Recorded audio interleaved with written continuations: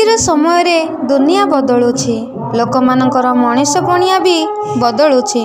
କିନ୍ତୁ କିଛି ଏମିତି ବି ମଣିଷ ଅଛନ୍ତି ଯେ ନିଜ ଜୀବନର ପ୍ରତି ମୁହୂର୍ତ୍ତକୁ ଦୁନିଆରେ ଅସହାୟ ଓ ଅବହେଳିତଙ୍କ ପାଇଁ ଏକ କରିଦେଇଛନ୍ତି।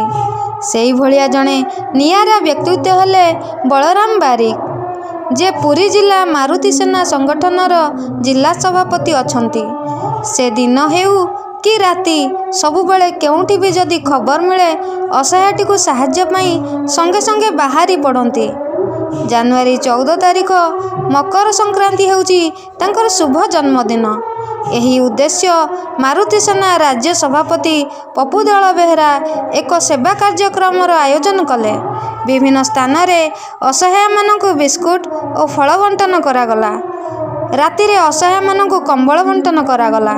ତାଙ୍କର ସଂଗଠନର ସଦସ୍ୟମାନେ ଅସହାୟଙ୍କୁ ସେବା ଦେଇ ଦିନଟିକୁ ବଳରାମ ବାରିକଙ୍କର ଜନ୍ମଦିନ ଉଦ୍ଦେଶ୍ୟରେ ଉପହାର ସ୍ୱରୂପ ଅତିବାହିତ କରିବାକୁ ମନସ୍ଥ କଲେ।